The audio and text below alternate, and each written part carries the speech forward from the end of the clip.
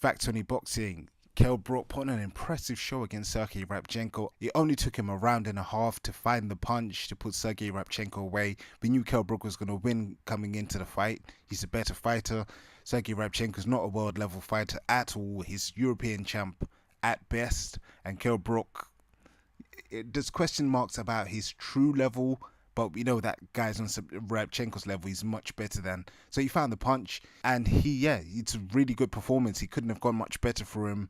A lot was on the line, and he had to prove that he is levels above guys like Rabchenko, and he's still got something to offer the sport. So he did that. Congratulations to him. But is he back? I think the short answer to that is probably not.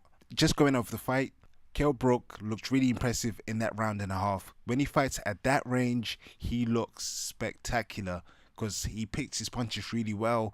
If he keeps you on the end of them, you're not going to get into the fight. The problems for Kell Brook come as the fight wears on and the other guy works his way into the fight and starts to push Kell Brook back. Kell Brook struggles under extreme pressure. We've seen that obviously with Errol Spence. We've seen that with Triple G. That Triple G fight almost doesn't count at all because it's not a fight you can win. Fighting the best guy 2 weight divisions up, you can be excused for losing that. But generally, even if you look back to the Carson Jones fight, when Kell Brook's opponent gains a little bit of confidence and starts to push him back, Kell Brook backpedals, and more than once now we've seen him quit. So that was the big question mark going into the fight. If Rabchenko could really put it on him, what would Kell Brook have? Would he be able to go the course? Would he be able to dig deep and find a victory? Ultimately, that question was not to be answered tonight because Sergey Rabchenko got clocked out halfway through that second round, and Kell Brook walks out victorious. But now the question is Kell Brook back? Who is he now at this stage of his career? And just looking at the landscape at 154 pounds, I think for a fact you can say that the 4 champions, 3 of them beat Kell Brook decisively. I think Charlo probably stops him. Hurd does stop him. I think Lara can outbox or stop him. Whichever way, Kell Brook is not making it out of that fight with the belt. I think the beatable champion is Saddam Ali. If he fought Saddam Ali, that's probably a toss-up. And Kell Brook can win that fight, I would think.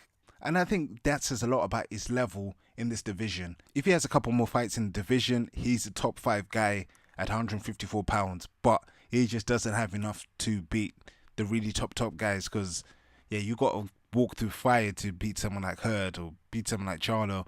And I don't know that he's got that in him. Well, his track record tells us that he hasn't. Them guys carries a different kind of firepower, and I just don't see that ending well for Kell Brook.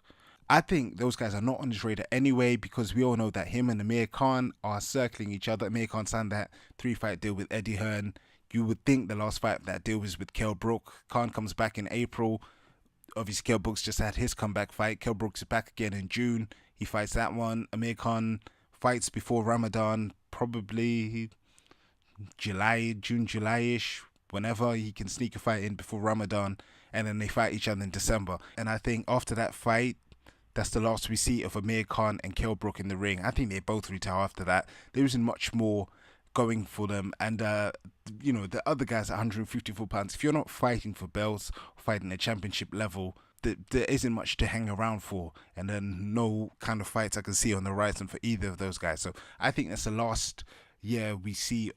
2018 is the last year that we see Amir Khan and Kell Brook as active top level boxers. I think Amir Khan definitely retires or takes a couple years off and then pretends the last loss never happens and comes back and makes another comeback. I think Kell Brook, he has to hang it up because I think, for the record, I think Brook beats Khan, but Brook has nowhere to go from there because the only other fights are with the top 154 pound guys, and the guys I mentioned, especially Charlo and Hurd, will retire him. So that's the end of the road for Brook anyway. But let's not get ahead of ourselves. Kell Brook has just got out of the ring. Let's give him a chance to enjoy that before we start making fantasy matchups. Whatever way it plays out, I think it's good to have him back. And I think, that Khan fight will be something that the boxing fans have needed. Having Kell Brook back in the ring is one step closer to that happening because Khan's back soon. And let's make it happen. Facts Only Boxing.